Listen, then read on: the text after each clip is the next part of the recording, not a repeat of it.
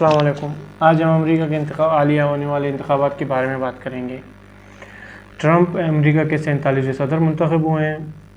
Trump وہی بندہ ہے جن کا پہلا جو صدارتی دور تھا وہ کافی مسلمانوں کے لیے مشکل دور تھا۔ سب سے زیادہ ٹرمپ کے جو صدر ہونے پہ خوشی منایا گیا وہ اسرائیلیوں نے منایا ہے۔ اسرائیلی فوجیوں نے ٹرمپ کے جشن میں غزہ میں بمباری کی، جو آپ ہمارے ساتھ دیکھ سکتے ہو ویڈیو میں۔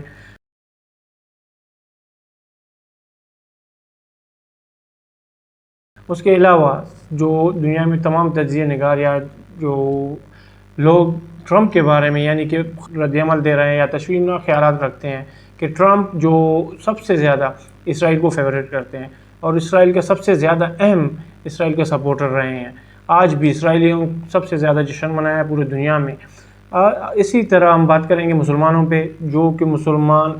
امریکہ میں ہیں، یعنی کہ امریکہ میں ٹوٹل اگر مسلمانوں کی تعداد آپ دیکھ لیں 1% بھی نہیں ہے۔ 1% ہونے کا مطلب یہی ہے کہ وہ آٹے میں نمک کے برابر ہے، جو وہاں کے نہ الیکٹرل ووٹ میں نہ ان کے کوئی یعنی کہ کوئی کنٹریبیوشن نہیں ہے، خاصا کنٹریبیوشن جس سے وہاں کے رزلٹ کو فرق پڑے۔ اسی طرح ٹرمپ کی جو حالیہ ایران کے ساتھ جو تنازع ہے یا جو مسلم ممالک کے ساتھ دوسرے یمن کے اوپر جو حملہ ہو رہا ہے اسرائیل کا، یہ سارے وہ باتیں ہیں جو ٹرمپ جن کی پر لوگ تشویش کر رہے ہیں کہ اگر ٹرمپ اس جنگ کو روکنے میں ناکام رہتے ہیں یا تو اسرائیل ان کو باتوں کو سنجیدہ نہیں لیتا۔ ایک تو سب سے پہلے ہی بات یہ ہے کہ جو اسرائیل امریکی لابی ہے، سب کو پتہ ہے اسرائیل ایک کنٹری نہیں، ایک کینٹ ہے جس کو امریکہ اور دوسرے پاورز سپورٹ کر رہے ہیں۔ اسی طرح اگر یہ ممالک اسرائیل کو اسی طرح فنڈنگ کرتے رہے، اسی طرح ان کو اسلحہ یا جو جتنے بھی وسائل ہے وہ اسی طرح مہیا کرتے رہے، یہ آگے اور خطرناک ہو سکتا ہے مسلمانوں کے لیے، خاص کر یمن میں رہنے والے مسلمان یا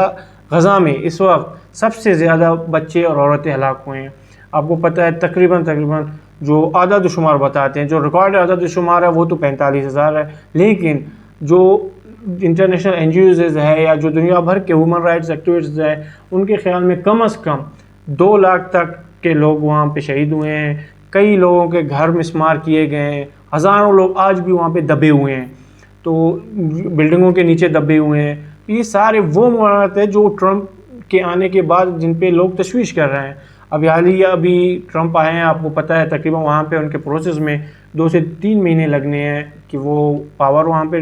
ٹرانسفر ہو۔ تو پاور ٹرانسفر ہونے کے بعد میرے جنوری تک ٹرمپ صدر بنیں گے، صدر کے حلف لیں گے۔ تو یہی دیکھا جاتا ہے، امید یہی کی جا رہی ہے کہ انسانیت کے لیے اس کے بعد جو مسلمان اس خطے میں سب سے زیادہ سفر کر رہے ہیں، جو مشکلات فیس کر رہے ہیں آج کے دور میں، جہاں غزہ میں غذائی قلت پیدا ہوا ہے، اس کے علاوہ کئی مشکلات ہیں جس میں صحت کے مسائل ہیں، ہزاروں لاکھوں لوگ درپدر ہے جن کے نہ شیلٹر ہے، نہ ان کے پاس کوئی گھر ہے۔ تو یہ وہ سارے مسائل ہیں جن کو امید کی جاتی ہے کہ جو اسلامی دنیا ہے وہ بھی اس پہ بولے گا اور ٹرمپ کو مجبور کریں کہ اس جو مسئلہ ہے، جو فلسطین اور اسرائیل کے درمیان یہ مسئلہ ہے، اس پہ اپنا کردار ادا کریں اور اس جنگ کو روکنے میں 2 ریاستی حل کی طرف جائیں۔ 2 ریاستی حل وہی ہے کہ فلسطین کو تسلیم کیا جائے اور آزاد اور خود مختار کنٹری کا اس کو درجہ دیا جائے۔